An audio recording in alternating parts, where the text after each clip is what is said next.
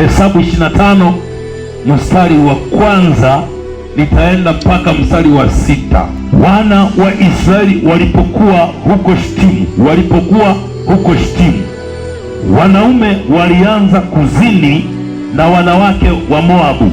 Wanawake hao waliwaalika Waisraeli washiriki kwenye matambiko waliokuwa wanatambikia miungu yao. Wanawake wa Kimisri walikuwa na ukaribu na wanaume wa taifa la Israeli.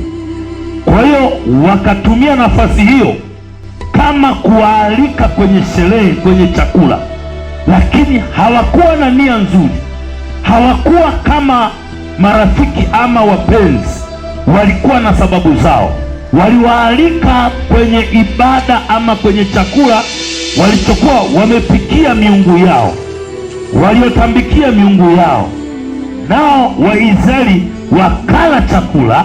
Walipokula chakula, wakaingia kuiabudu miungu yao. Nikupe mfano kabla sijaendelea. Kitabu cha Kutoka, Mungu alimwagiza Musa, waambie wana wa Israeli, kuna siku ambayo nitapita kuchinja kila mtoto wa kwanza wa familia yoyote ile.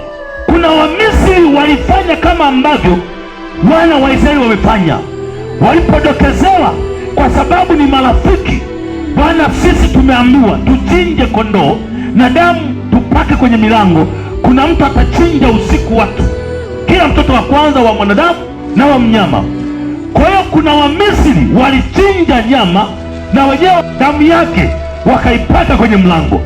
Kwa hiyo yule muuaji alipokuwa anapita, hakuangalia kabila, hakuangalia ukoo, hakuangalia taifa, aliangalia damu. Aliyetimiza neno la Bwana akachinja kondoo na damu ya kondoo amepaka mlangoni. Yule muuaji alipita juu, hakutekeleza. Hata kama ni Misri, kama kuna mtu ananielewa aseme naelewa. Inawezekana hutanielewa vizuri. Kuna mwanamke mmoja ni Mkananayo, ni kabila la Wakanani, wale kabila la mtoto wa Nuhu aliyemchungulia uchi baba yake. Kwa huyo mwanamke alitokea kwenye mtiririko wa kile kizazi. Biblia inasema Yesu alipokuwa na wanafunzi wake anawahubiri habari njema, habari za tumaini, akatokea huyo Mkananayo anaomba aponye mtoto wake. Biblia inasema Yesu akasema, hiki chakula, hii Injili, haya mafundisho ni kwa ajili ya watoto wa Israeli tu, sio kwa ajili ya mbwa kama nyie. Yule mwanamke akasema, hata mbwa wanakula makombo yaliyoanguka mezani pa baba yake. Yesu akasema, sijawahi kuonaga imani kama hii kwa watu, hata kama hii Israeli sijawahi kuona. Akasema, pokea, mtoto wako amepona. Kwa hiyo nataka nikuthibitishe kwamba kipindi hicho cha Musa kuna watu walichinja kondoo wakapaka damu, ila sio Waisraeli, ni Wamisri. Kile chakula kilikuwa ni cha mizimu, ni cha mapepo, cha kuamsha mashetani. Mashetani yakaamuka. Walipokuwa wanacheza wale wa Misri, Israeli nao wakacheza. Walipokuwa wanatoa sadaka wale wa Misri, Israeli nao wakatoa sadaka.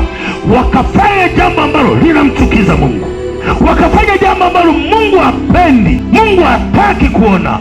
Wao ni taifa takatifu, wao ni taifa teule. Walichokifanya ni kumkasirisha Mungu. Ni kama mwanamke uliyeolewa unamsifu mwanaume mwingine mbele ya mume wako.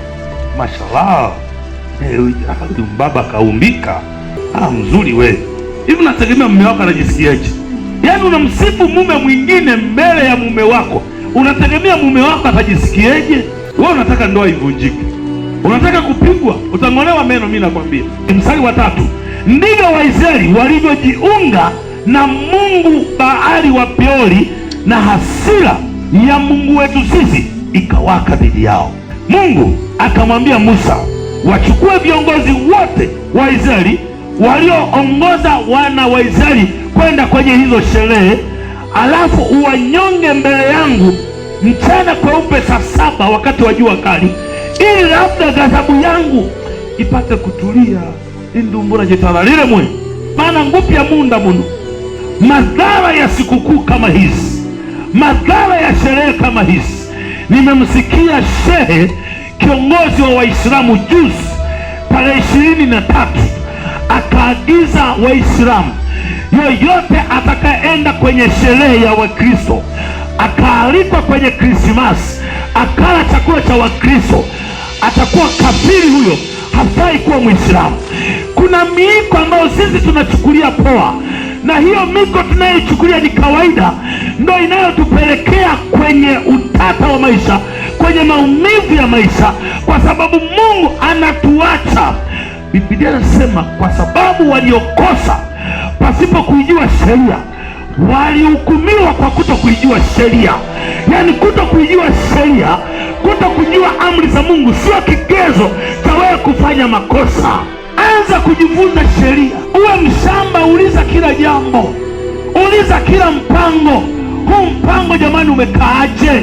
Tunaweza tukashiriki, tunaweza tukawa miongoni mwa wanaokula chakula, mwa wanaocheza sherehe. Oh my God, kanisa, naona kama mnielewi vizuri. Biblia nasema watu wangu wanaangamizwa kwa sababu hawana maarifa ya kumjua Mungu. Wanapelekwa tu. Isaya sura ya 5 kuanzia mstari wa 1, labda utajifunza kwa undani zaidi mahali hapo. Wimbo huu ni wimbo wa kuimbia rafiki yangu pamoja na shamba lake la mizabibu. Yesu anasema mimi ndimi mzabibu na nyinyi ndio matawi. Sasa anapozungumza mzabibu anakuzungumza wewe, na anapozungumza mkulima anamzungumza Yesu Kristo. Naomba unisikilize vizuri. Kwa hiyo rafiki yangu akasema hivi, enyi wakazi wa Yerusalemu na watu wa Yuda, hebu naomba mnisaidie kuamua tafadhali kati yangu mimi na shamba langu. Naomba mnisaidie kuamua ni kitu gani nilichokosa kulifanyia hili shamba langu. Kila kitu nilifanya kwa ajili ya hili shamba. Kama mbolea niliweka kwenye hilo shamba, nikajinyima kula, nikajinyima kuvaa, nikanyima watoto wangu wasile na kuvaa, nikijua hili shamba litanipa faida. Nikawa natazamia kwamba litazaa zabibu nzuri. Mbona basi likazaa zabibu chungu, likazaa zabibu mwitu? Na sasa nitawaambieni nitakavyolifanya hilo shamba langu. Litakanyagwa na nguruwe, litaliacha liharibiwe kabisa. Mizabibu yake haitapogolewa wala kupalilia, sitalipalilia, litaliacha. Litaota mbigili na miiba vioteane humo. Tena nitayaamuru mawingu yasinyeshe mvua, yakaushe. Yani kuwe na jua la kutosha ili shamba hilo lifanye nini? Likauke. Shamba la mizabibu la Mwenyezi Mungu wa majeshi ni taifa la Israeli. Sizungumzii zabibu na mizabibu mizuri aliyoipanda, ni watu wa Yuda.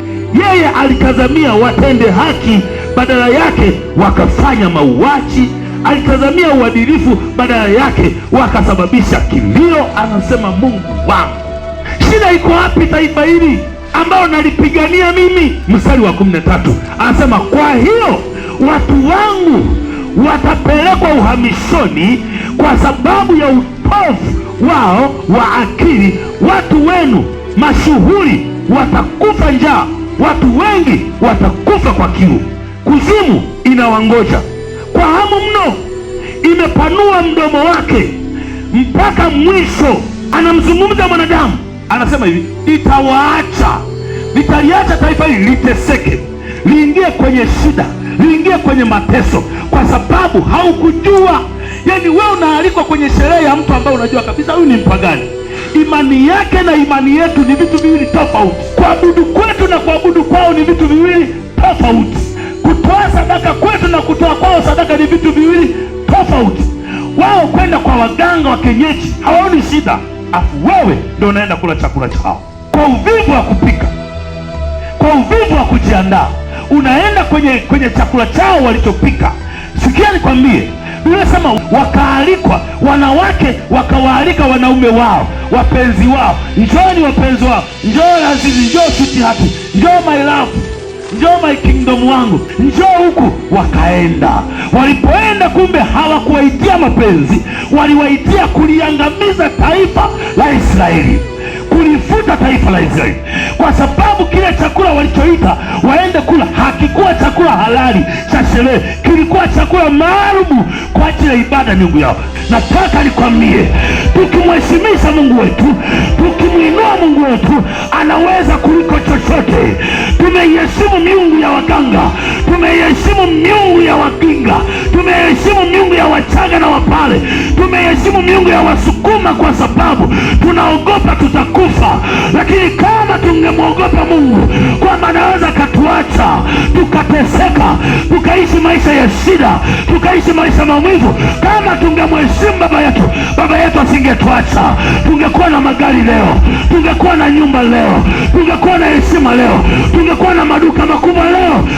Tungekuwa tunatoa sadaka tukiwa tunamshangilia Jehova. Unayenielewa sema amen. Nataka nimalizie kwa hadithi hapa. Nimepokea simu jana. Jumatano tuliingia kuomba maombi. Kila mtu aombe mawasiliano yaliyofungwa yarudishwe kwa jina la Yesu Kristo. Iwe ni kwenye simu, iwe ni kwenye YouTube, iwe ni kwa mtu na mtu, kwa mfanyabiashara na wateja wake, yarudishwe mawasiliano. Kuna message ilitumwa Messenger mwezi wa 3. Kuna mchungaji ananihitaji Zambia, akitegemea itafika kwa wakati. Imefika juzi. Tena sio mmoja, na mwingine alituma message tarehe 12.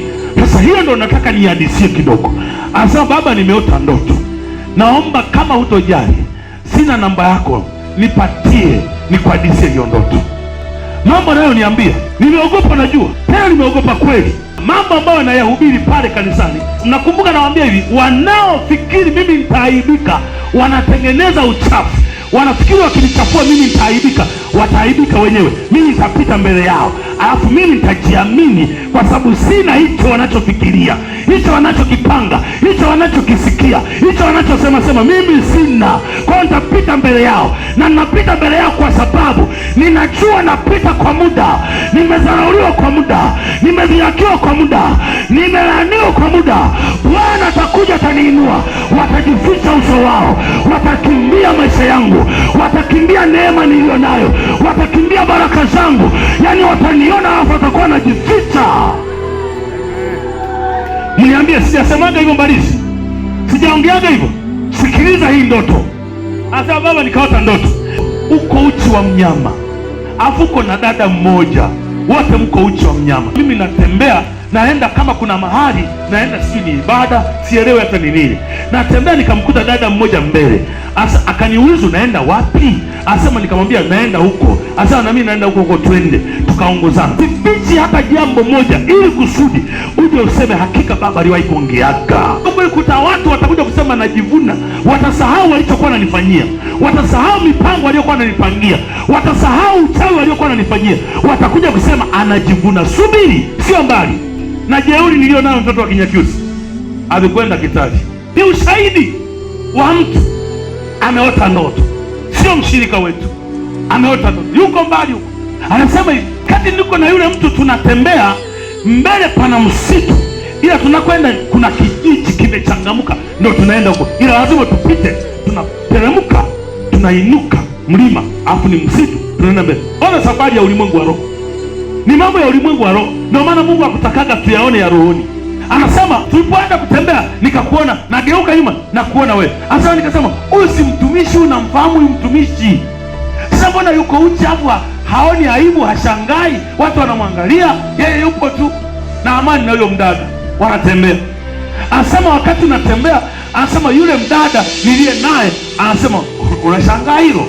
Usishangae, bado kitanuka mbele. Tukifika kule mbele, kuna watu wanamsubiri. Tutamwaibisha, tutamzomea, tutamzodoa, tutamfanya kila kitu. Anajifanya sana, anajifanya sana. Anasema mimi nikaa naona aibu kwa sababu nakufahamu. Sasa anasema tunasogea hivi, anasema mbele yake kukawa na kamto, ukashuka kwenye yako kamto, ukaoga na huyo mdada, mkaoga, lakini mnatembea hivyo hivyo, hamna nguo za kubadilisha, mnatembea hivyo hivyo na huyo mdada. Anasema baadaye kaja kilikuu, ukaingia kwenye gari. Anasema kama moyo wangu kakasema afadhali, yani jamani, akae hivyo hivyo. Anasema uliposogea kwetu, nikakusimamisha, nikasema mtumishi, usije ukashuka Huko mbele kuna wamama wamekusudia kukwaibisha huko mbele, wamekusudia kukuzomea huko mbele, usije ukashuka. Anasema jibu lilonipa ndio ninapoogopa hili jibu. Sasa anaongea majibu ambayo mimi naongea na nyie kanisani pale pale. Ukasema hivi, kama Mungu yuko ndani yangu na hajaniacha, sina haja ya kutafuta nguo, kwa sababu amenivua nguo. Wache wafaidi basi kuniangalia, kama ni hela, kama ni utajiri, kama wanafaidi, kama wanakula, wache waniangalie. Unaiona hilo neno? Ndio nawaambiaga pale kwamba nitapita mbele yao, wanategemea mimi niwakimbie, wao ndo watanikimbia. Maana walichokitengeneza hawatakiona, walichokisubiria hawatakiona, hawatapata matokeo, ila mimi nitapita mbele yao. Huyu anaongea vitu ambavyo mimi naongea na nyie kule, nikaogopa. Na anasema, sikiliza nikwambie, anasema hao watu, huyo mdada na mwingine wanaosuka huo mpango, wanasuka wakiwa kanisani mule mule, ni washirika wako. Anasema ulipoondoka, uliponiambia hivyo kwamba siogopi, kwa sababu aliye ndani yangu ni mkubwa kuliko yoyote, kwa naenda, sijali, nione watakavyofanikiwa. Anaongea mambo ambayo mimi naongea na kanisa, yeye anaongea yuko mbali, ameota kwenye ndoto. Anasema baadaye ulipoondoka ikaja bajaji. Anasema nikadandilia bajaji na naenda na bajaji, nikakuta wewe ndo uko mbele kule na hiyo gari, umepita kwenye kile kisoko, umepita. Sasa yule mdada anajifiona, sema, yaani wewe hivi, wewe kinakuhusu nini? Ni kwa nini umemsaidia? Ni kwa nini umemshauri? Inakuhusu nini? Sasa nikamwambia yule ni mtumishi wa Mungu, sio sawa na wewe. Ni mtumishi wa Mungu, sio sawa na wewe. Naomba unisikilize. Hayo maneno ninayoongeaga kanisani, na Mungu kumbe anayathibitisha. Afu na kuzimu inachemka, inachanganyikiwa kwamba ni mtu gani aliogopi, ni mtu gani halina shida yoyote. Nisikilize kanisa la Mungu, hakuna maisha ambayo sisi tunapita mbingu hazichui. Yesu analiona jaribu, Yesu anaona mateso, Yesu anaona anavuliwa nguo katikati ya wachumba aliotegemea angewaoa, katikati ya wakwe ambao angeoa watoto wao. Anasema, Mungu, naomba hii aibu niepuke. Nataka nikuulize, kwani iliwezekana? Kwani Mungu alimjibu? Mungu alinyamaza kimya? Kuna aibu tunapitia, kuna watu wanajifunza. Sisi ndo ubao wao, sisi ndo chuo chao, sisi ndo darasa lao, sisi ndo daftari lao. Wanajifunza kupitia mateso yao. Nataka nikwambia usife moyo. Aibu yetu Mungu anajua na amesaini, ameipitisha. Kama tukivuka, kuna siku atasema, hakika huyu alikuwa ni mtu wa Mungu, hakika huyu alikuwa ni mtakatifu wa Bwana. Lakini maumivu unayoyapata kwenye hiyo aibu unaijua mwenyewe. Hakuna anayeelewa, hakuna anayeguswa, hakuna anayejisikia aibu kama wewe, hakuna anayeteseka kama wewe. Unapita, watu tunahisi na amani, kumbe hauna amani, hauna furaha. Unapita kwa maumivu makali, ukirudi nyumbani unalia kama vile umefiwa. Kumbe unatamani haya maumivu ya kuaibika yangekuepuka, lakini haiwezekani. Mitume walichinjwa kusudi wokovu uje utufikie sisi.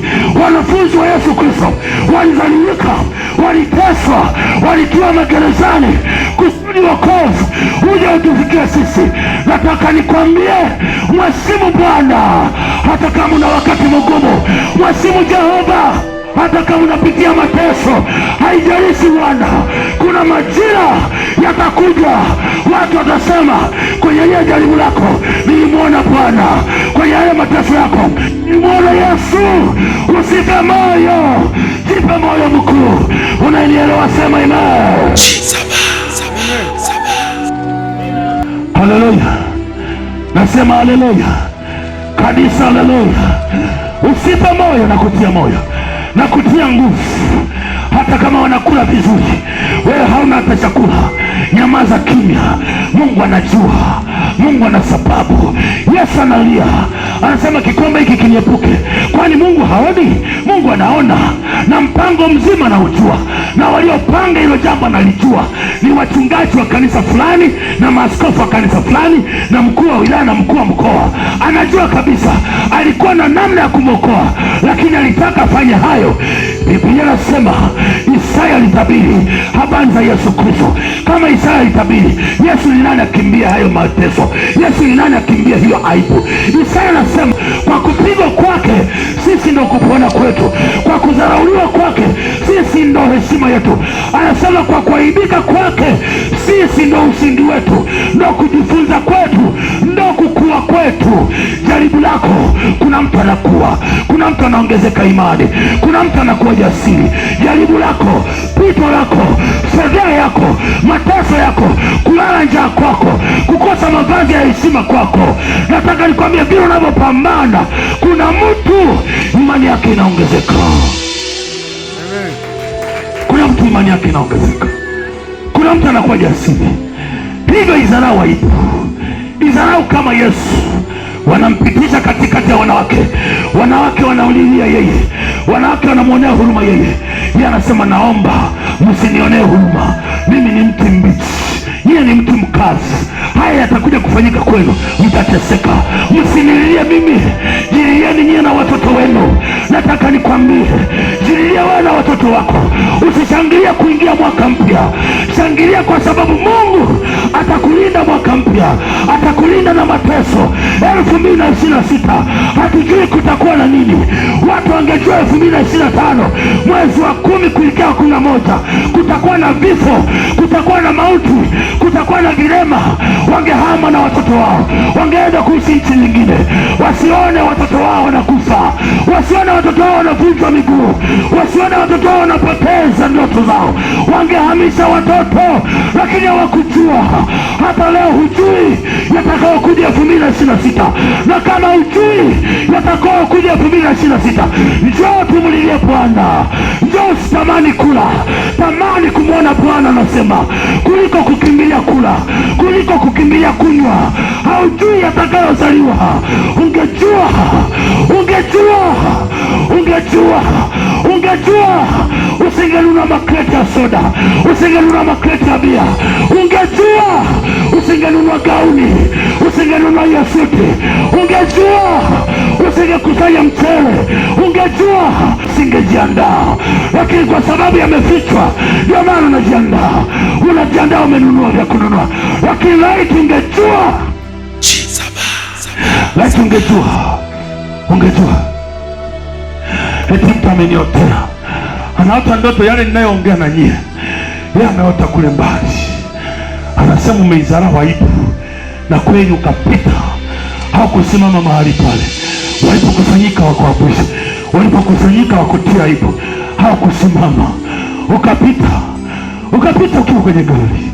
Unaelewa gari ni nini? Gari ni kanisa, gari ni kanisa. Unaelewa aibu ni nini? Anazungumza katika Ufunuo sura 3 mstari wa 18. Anasema uje kwangu ununue dhahabu, ununue na mavazi ya kujifunika aibu yako, usiende uchi, usitembee uchi.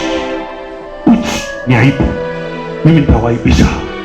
Nina nguvu, tena nguvu zangu zinatosha kutembea katikati ya maadui, kutembea katikati ya miiba, kutembea katikati ya dharau. Nina nguvu na uwezo mkubwa, watatetemeka. Nataka nimlingane Yesu, nataka nimfanane Yesu. Waliokuwepo kipindi kile walipomwaibisha Yesu, waliona wameshinda, wakacheka, waliweka na sherehe. Yesu uko msalabani, wakasema hakika alijifanya yeye ni Yesu, yeye ni mfalme na ashuke sasa. Mbona alijaokoa wengine? Wanaongea ni wakubwa wa jeshi kabisa, wamekaa pale, wamemuua, wamemfedhesha, bado hawaoni furaha, wanaiaibisha mpaka maiti. Mimi ni nani? Mimi ni nani? Wacha wacheke leo, wacha waone furaha kuongelea jina langu leo, wacha waone furaha kuongelea familia yangu leo, wacha waongelee kanisa langu leo. Kuna siku wataongelea kwa mazuri, wataongelea kwa ushindi, hata kama sio wao, watoto wao, hata kama sio watoto wao, wajukuu wao. Nitatembea kama shujaa. Mbona wakina Kornelio walishinda? Mbona wakina Paulo walishinda? Walikaa gerezani wakatoka, waliingia wakina Paulo gerezani wakatoka. Wakina Yakobo walichinjwa ili injili isidhalilike. Yesu atukuzwe. Wewe ni nani? Wewe ni nani? Naishukuru neema aliyonipa Mungu. Hivi vina visimu vyetu tunarekodi na tunayarusha huku, na yanainuka, yanatia moyo watu. Ni mahubiri ya uchungu na maumivu. kuna watu wanainuka. Mimi naona aibu, mimi naona fedheha. Hata wewe unaona kabisa baba angebadilisha njia, baada angenunua gari, atembeange kwa gari. Wakati wa Bwana hujafika. Subiri, wanachodhania kitatokea hakitatokea kwenye maisha yao. Sema tena amina. Yaani kila wanachofikiria hawatakipata. Wakidhania tutafungwa gerezani, hatutafungwa, kwa sababu wao wamepanga, wamehonga na hela. Hatutafungwa. Sema amina. Watazipeleka kesi mahakamani, watazifuta wao wenyewe. Watazipeleka kesi polisi, wataenda kuzifuta wenyewe. Sema amina tena. Watatusuku, watatupangilia, watatudhamiria, watanyonga midomo, lakini hayatatukuta. Tutashinda kwa jina la Bwana. Sema tena amina. Anasema nililima shamba, nikaligharamia mbolea, nikaweka, nikajinyima kuvaa mimi, nikasema labda avae yeye. Nikajinyima kula mimi vitamu, nikasema labda ale yeye anoge. Lakini alichokuja kunifanyia, alichokuja kunitendea, naomba mniambie majirani, mniambie ndugu zangu, nimfanye nini? Nimtendee nini? Asa nitamwacha endelee kupigwa na jua, endelee kukaukiana. Tena nitamwambia na Mungu sishushe mvua ili anyauke vizuri, baada kunizalia matunda anazalia mazabibu mwitu. Bwana Yesu asifiwe. Wangapi wanafunguliwa? Nataka nikwambie, kama kuna watu wanavaa milegezo, wewe usivae milegezo. Pandisha suruali yako, weka mkanda, fikiria, yaani staili yako waipende, watamani kuwa kama wewe, usitamani kuwa kama wao. Kama kuna mabinti wanavaa mivao fulani unayoona kabisa inaaibisha, wewe piga mivao fulani ambao wakiangalia wanaitamani, wanatamani wawe kama wewe. Watakuja kuuliza siku moja, tunatamani kuwa kama wewe. Maana wao wanajiuza kama keki, kama bagia zilizokosa soko, zilizolala, zinakuwa ngumu, hata kuzimenya ni ngumu. Lazima uziloweke kwenye chai ndio utanywea chai. Lakini wewe watatamani wawe kama wewe. Watakuita binti Sayuni, wewe binti Mopaa, wewe tunatamani kuwa kama wewe. Siri ni nini? Waambia siri ni Bwana, na siri ni kujikubali vile ulivyo wewe. Huna kasoro. Mungu alijua hivyo ulivyo. Kuna mapigo yako ukipiga wataulizana. Natamani mumjue Mungu. Kupita kwenye aibu ni kawaida. Watu kutunyoshea vidole ni kawaida, maana wanatamani tuaibike. Hatutaaibika. Na uwage 2025 kwa ushindi mkubwa, maana kuna watu walinidhamiria na zile dhamiria zao zikakamatwa, zikatulizwa chini. Biblia inasema shetani amekanyagwa chini ya miguu yetu, na kwa sababu hiyo sisi ni washindi. Mimi nathubutu kusema mimi ni kama maji. Ukinikosa kwenye bomba lako, tutakutana kwenye mvua, nitakunyeshea tu. Ukinikosa kwenye mvua, utanikuta kwenye mdomo wako kuna mate, utanikuta humo, utakuna ni meza tu. Sema amina. Hata ukiwa unanitema chini, tutakutana wakati wa kuoga, utanioga tu. Ulivyo natamani soda, utanikuta kwenye soda. Ulivyo mlevi wa bia, utanikuta kwenye bia. Mimi ni maji. Hebu sema G7 ni maji. Utamkuta popote pale. Watatuelewa hata kama hawataki kutuelewa. Watatukubali hata kama hawapendi kutukubali. Hata kama watatuchukia, tutakutana wakati wa shida, wakati wana matatizo. Watasema naomba nipelekee sadaka yangu. Tutaichukua sadaka, tutawaombea, tutawaponya, watakuwa salama. Hata tutakuwa na wivu nao, watapona magonjwa, watashuhudia kwa hakika yule ni shujaa wa Bwana. Amen. Mimi ni maji. Nasema mimi ni maji. Hata kama na dini yako na mchungaji wako unasema cheki anavyokufuru eti yeye ni maji. Yesu ndo maji ya uzima. Sikiliza mpumbavu wewe, hujui hata Injili. Biblia inasema Mungu akasema na tufanye mtu kwa mfano na kwa sura. Kwa mimi na Yesu ni mtu na kaka yake. Yaani ukoo alionao Yesu, mimi ni ukoo wake. Kwa kama Yesu ni maji, basi jue G7 ni maji. Haujaliona hapo? Biblia inasema Yesu ni mzaliwa wa kwanza wa waliookoka wote. Yaani Yesu ni kaka yetu, ni limbuko la waliozaliwa. Kubebe Wewe ni mshauri wangu, nikubebe. Wewe kibali changu Baba, nikubebe. Wewe ni amani yangu Baba, nikubebe. Baba Yawe, nikubebe. Kwa uzuri wako, kwa zile kazi unazotenda, nikitoka kuimba hapa nisikuache.